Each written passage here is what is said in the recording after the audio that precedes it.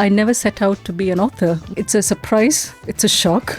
You find strength no matter what, especially if you're a woman. You find that strength at any aspect of life, whether you're a mother, whether you are an entrepreneur, whether you're a teacher, whether you work, homemaker, no matter what you do, you get the strength, you find the strength. And often strength is mistaken as loud.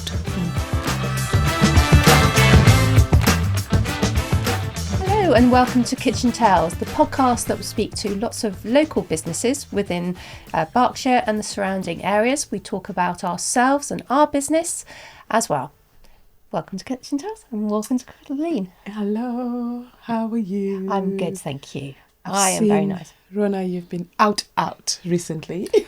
I have. Enjoying some nights on the town. Tell us about it. You were in London with some of your friends recently. We were. Where did you guys go? Tell me about it. We went to London and it was a 50th birthday party. Very, very lucky to be invited. And we went to the River Cafe. Wow. What is the River Cafe for those that might not know it? What type of food do they serve? Tell us. I want to hear all about the food. The River Cafe is based in Thames Wharf. And it is now, I don't know the exact amount of time that it's been around, but it's been around a long time. When I was living in London, it was a place that everyone seemed to go to and wanted to go. It's a Michelin-starred restaurant, and it was it's an Italian restaurant, and so we took the private room. And we had the most amazing food, absolutely incredible food. Antipasti to start off with, and then we had a little vegetarian pasta dish. Yeah. Then the most sublime fillet of beef. Yeah, it was delicious. Which was mouth-watering. Absolutely delicious. And then a lovely chocolate torte to finish. We had such a lovely time. It was really, really good. And the following day we found out that Elton John was next door in the actual main restaurant. No way. Yes. So you were dining in the similar proximity to I never even saw him. Elton John. Yeah. That's amazing. And then we found out that there is actually an Elton John wine. I think it was wine. It was either wine or champagne. And that was what he was drinking. That's what he was drinking. It was wonderful. Of course. Only Elton John who get Elton John wine and get to enjoy it. It was lovely. It was such a lovely evening. But the evening didn't end there. We went on. Where did she go? Look, Rona's out, guys. She's in the streets. It's very rare I'm actually going out these days. We went on to Soho House, which was in White City. So I don't think that's the main one, is it? No, it's not the main one. No, so it was White City. And we just sat and drank some more cocktails and it was lovely space and we just caught up. It was quite quiet actually, I have to say. I mean, we went there I think it was about 11:30, 12 o'clock. We lasted about an hour or something like that. But it was very quiet. It was quiet. But it didn't matter. The times at the moment, it's great because you actually had more space. Because in these places because Soho House is like a members only type of place. So when it gets so busy, trying to get any service or anything, sometimes it can be a little bit like, can't move. Because it's a really popular place. So it was lovely. Getting to enjoy it when you're not so... It was lovely. It was really good. And, coming back the next day, it was like, right, done my London fix. It was nice to be there and nice to be coming back home. Coming back home. Coming back to the country. Yeah, exactly. That's how I feel every single time that I go to London. Coming back home is one of the best parts of it because you get to enjoy it for what it is. Yeah. But because my dream was always to live in London. I was so crushed when I didn't get like my finance graduate job in the city. I've always been I want to work in the city, dressing up every single day, getting to Canary Wharf, into the finance sector and living in London. Yeah, now I can't imagine anything else. Yeah. I just enjoy living in the country. Yeah, I know. I was asking my husband, actually. My husband works in Canary Wharf, you were saying. And I was saying, what's the dress code for workers these days? When we used to work, and I used to live in London, it was very much you have to look smart, you have your heels on as a woman. What's the dress code now for women? And he said everyone's in trainers and comfortable shoes and a bit more chilled sort of dress. Still looking smart, but, nobody wears heels anymore. No. Heels are not a thing because, Z and I went out a few weeks ago as well, and we actually went to a club, right? You went to a club? We went to a club. Yes. I've not been in a club for about 12 years. And you remember, like, when you're going out, you'd wear your heels. You probably wear, like, a nice dress. Not a single person was wearing heels to a club. Yeah. That was a massive shock for me as well, because all the young people, I feel like they just want to be in their trainers. It's all about comfort. I'm like, we used to get cold in winter, standing, waiting to get in a club. But that doesn't happen anymore. So yeah, I think we're living a different time where comfort is key. Was this the club that started at 2 o'clock in the morning or something like that? 2 o'clock in the morning. Oh my goodness. So Zia and I didn't actually get inside until 3. Yeah. We were just there for like... Inside? Inside. We left about 6 a.m. Yeah. It took us 3 days to get over it. I was like, before, I literally used to come back home from a club at 6 a.m. and I'll be in lectures at 9 a.m. and just going. It's just like, when you're younger, the amount of adrenaline you're working on. Now, 3 days. We literally stayed 2 nights in London, and one of the nights we didn't even get out because we were sleeping, just catching up on sleep. And you're not a drinker either. No, I don't really drink much at all. It's not like so you I were wasn't hungover. drinking. No, It's just tiredness. not even hangover, just tiredness. Yeah, but That's yes, fun. That's great. talking about all things fun, we have our previous guest here joining us today, our friend Sasi. How are you, Sasi? I'm great, Colleen. Hello. Back. Thank you so much. Hello, Rona. Hello, Yeah. Lovely Colleen. to have you back. It's so good to have you back. You're one of our first people that came on the podcast at the very, very early days, and it's almost a year later now. What have you been up to? Because it seems like last time we saw you, we were really focusing on your food business, because you are a teacher. You teach people how to make amazing South Indian food.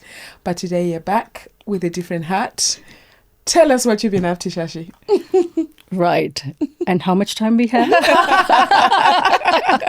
Try and condense it in the next 20 minutes. Tell us what you've been up to. It may not be English then. Right? But thank you. It's lovely to see you both. And yes, well done to you. It's been almost 10 months or I so know. that I've been and time flies. Yeah. And there's been all sorts happening. And as I always say, I'm one of those destiny child or accidental child, not in literal terms. Yeah. Just clarifying. But I think my whole life has been a bit of unraveling or peeling the layers, as I call. So I've recently become a newly published author. Amazing. And Well the done. book, Congratulations. thank you. And it's called Silent Innings. It's a lived experience of it's a take on cricket, not a take on cricket, but a metaphorical lens that I've viewed life, and I've amalgamated my lived experience using cricket as a metaphor. And that's what I've been up to in 2026. Goodness. What a great start for you then. Right? Absolutely. I think, and the start has been so gratifying because I didn't set out to become an author. It came organically, and just the way my other, be it a cookery teacher or a speaker and now an author, it's all happened at a phase that it's kind of navigated me. So as much as I didn't set out to become an author, it was a feeling, an emotion. It was a thought that kept coming back to me. And I thought it just needed some space. And I thought previously a blog, but then there was more to it. And somebody just gave me a nudge saying, you've got more in you, Sasi. Have you thought about a book? And that was foreign language to me, basically, because I'm not a reader. I love podcast. Here I am. Yeah. And I like blogs or short stories and things, but not like a book reader. But when I did sit down with the thought, when somebody just asked me that question, I actually thought, okay, I'm just going to give it a try.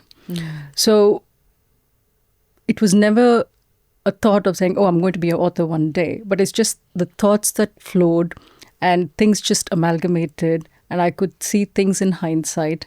And the whole journey has been very cathartic. And self-publishing was another task. So that gave me space, and it gave me a lot of anchoring towards the end of last year.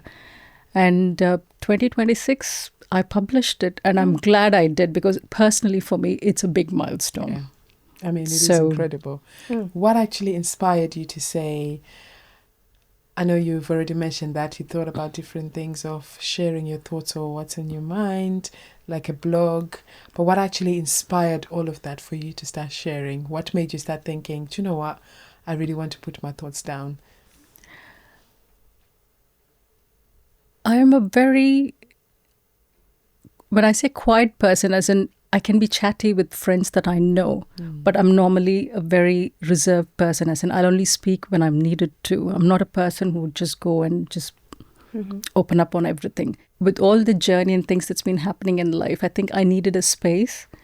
And until I started putting them on paper, I realized that it was probably healing me in a certain way. So it was a bit more expressing myself.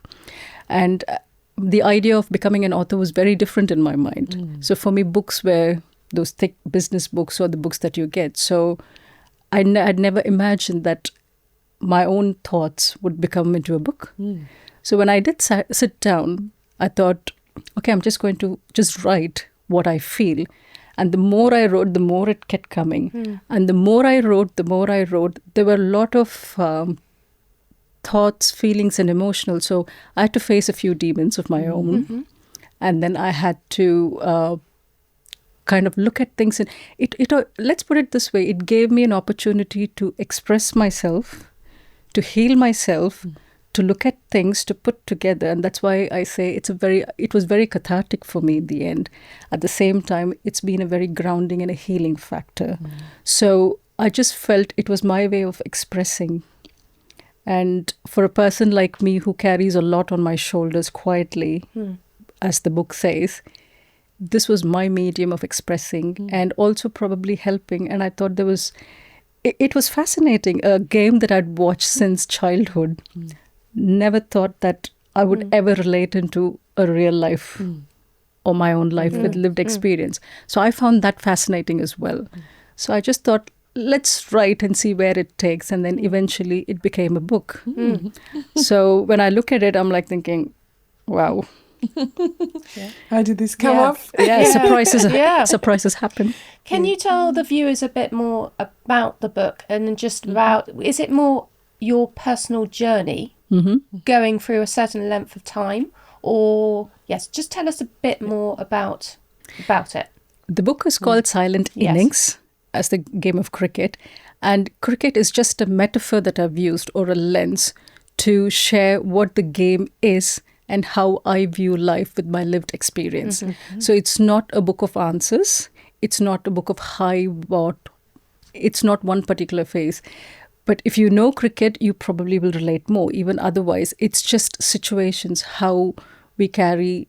When I say we, it could be a woman, could be a man, could be anybody, how we carry our faces, our life when it's quiet, when it's uncertain. So it's all those real lived moments that happens in our life. Right. And there are quiet days, there are hate days, there are dark days, there are bright days. So all those things I've navigated through the lens of cricket. So it's a lived experience, of course, my own take and the view, but it's a very human and lived experience. So it's applicable to absolutely everybody. And people can be able to relate to it. Absolutely. Yeah. So it says on here, reflections on life, still in progress. Does that mean that there is another book? Or it's just, you're still progressing, you're still learning, you're still getting to know about yourself. Tell us where you see this actually going. I think life will always be in progress. I think right till I hit the grave. That's it. Who knows after that? But I think the whole idea of it was what I felt at that time that I needed to do, how I knew is what the book is all about. So it's just using the lens. But the progress can be, who knows what's coming up next. So it's all about the unknown, uncertain, but we're all here and we're all navigating that path. So that is why it's called Still in Progress, Still in Reflections Progress. on Life, Still in Progress. Yeah. So at the moment there's nothing planned. And I think for me, it's always worked. It's always worked wonders. One phase prepares me for the next. And the next one, though uncertain, no idea what's coming, has always been brilliant. So I think I trust the process now rather than saying, what am I looking for? I'm not looking for anything. I'm just going to follow what I feel I need to do, my heart. And my instincts are quite strong as well in certain aspects. So I've learned to trust that more and navigate it. And let's see what that takes shape next. Yes. Amazing. Yes. So someone that's picking up this book, what are you hoping that they take away from it? They take away that we all have moments in life, and we all need to pause, and that pausing or getting delayed or being stagnated for a little while is human. We all have those days, and we are not alone. But it's just having the hope and just seeing life through a broader sense that this too shall pass will be something to probably read. And one of the key aspects for me with this book is you find strength no matter what, especially if you're a woman. You find that strength at any aspect of life, whether you're a mother, whether you are an entrepreneur, whether you're a teacher, whether you work, whether you're a housewife, homemaker, no matter what you do, you get the strength, you find the strength. And often strength is mistaken as loud, that you express. I'm quite a calm or a quiet person in that aspect. So I think for people who misunderstand what a strength looks like, is also, this book shares how quiet is also being calm. And I say that strength doesn't always need to roar, it simply remains. It's just how you carry in those adversities.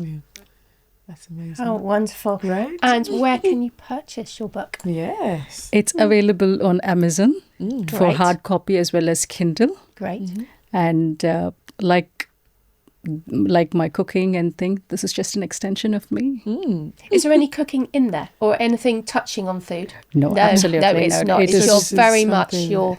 It's very much a lived experience with cricket as a metaphor. Yes.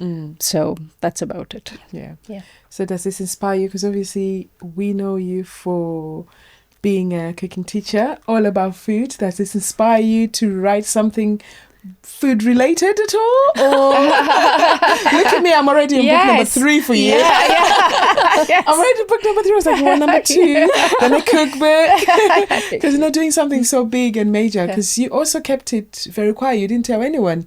Was there any reason for that? That you didn't tell anyone until pretty much you're like, I've got a book.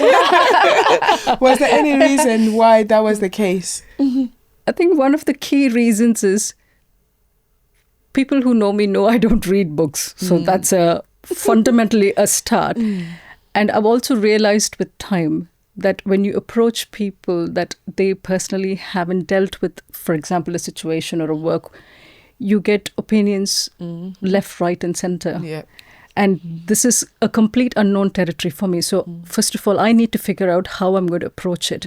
When I'm in that space, one thing I've learned is if I can figure it out and do, the success, the failure, the noise is less. When I say not the success and failure, the noise from the outside is less, and I'll figure it out. Yeah. So I just thought this is a challenge I set myself, and I'll be 50 this year.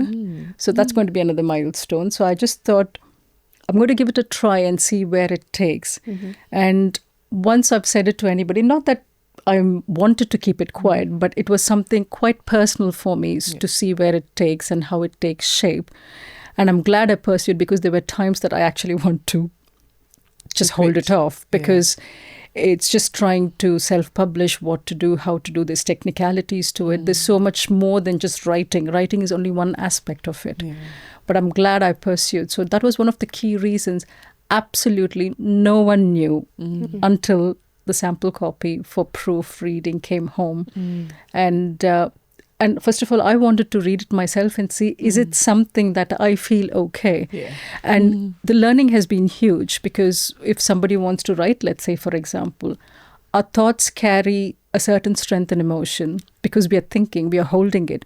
When you put it on a paper, it looks different. You're still either it's on a PC or you're writing. When you make it into a book and you hold it and read it, it feels very different. That's something I've experienced. And then I had to make some changes. So when I'm going through all these things, and I didn't have any person who particularly would know what I'm doing, and considering this topic is very personal. So I just thought, whatever comes my way, the good, the bad, the ugly, criticism, success, name it, whatever adjectives you want to add, I'm going to embrace it. And this is just the beginning, and I'm just going to enjoy. So for me, that was a personal challenge and a milestone, and I'm glad I did it. And in answer to the question about cookbook, that was actually in my mind, as in when I become an author, it would be a cookbook. Yeah. It is always in the radar. It will be. Eventually, I will get to I will be doing a cookbook, not immediately. But looking back today, I think I couldn't have done any better. And it's quite fitting for the phase and the person I am at the moment and where things are happening and navigating life. So I think this is kind of fitting to all that it summarizes me. Yeah. Well done, Sasi. Well, we are very proud of you. Yeah, Thank you very so proud. much. Well done. Showing and proving that you're a very dark horse. Yeah. And not to underestimate you. Who knows what's next you'll be telling us. I've qualified as a doctor or I'm something. coming back again, so I've got Something else. space here, guys. in the Right? couch. Maybe at some point we will be where you are and you can be in our sports. Who knows? Oh. Maybe that could be something coming up. Yes, I think so. That would be good. That would be really wouldn't good. it? We can make that happen, I'm Is sure. that an invitation? Well, Yeah. I think it is officially an invitation. Absolutely. Oh, okay. Maybe Shashi can Guys, interview you've us. heard it. Yeah. You've Can heard interview it. I can us. take it away today. Yeah. There you go. Interview us. Interview us. That'll be pretty good. You can ask us some questions. Absolutely. Oh, what a privilege. Absolutely. Yes, Yeah. yes. We'll make that happen. So you're coming back. I'll be wearing a different hat. I've already been given a hat and I've taken over. There you go. You can hear that. You heard that here first. Well, thank you so much, Shashi, for inviting us, for being here with us.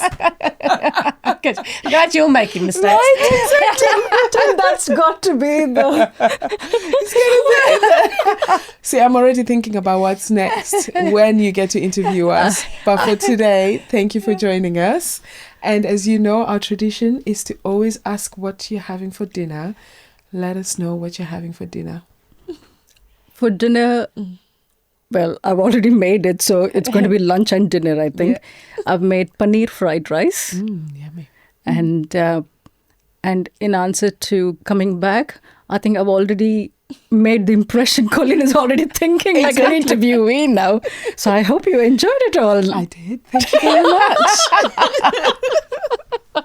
We're just going to roll with it. I love it. What are you having, Rona? I marinated some steak tonight and we're going to put it on the barbecue. Oh, yes. We've got some jacket That's potatoes and some salads. Oh, That's wonderful. what we're having tonight. Oh, we're actually having barbecue too. Oh, are you? Yeah, so inviting our neighbours. They're coming over for dinner and we're like, take advantage of the nice weather.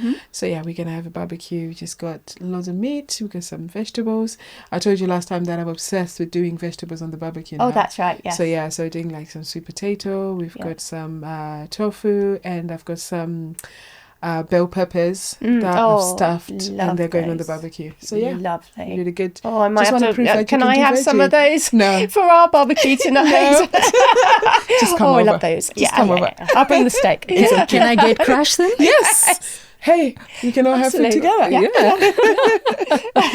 Well, thank you so much, everyone that's listening or watching us. You can find us on all platforms. You can find the podcast on YouTube and you can find us on Instagram, kitchen.tales.podcast. Thank you.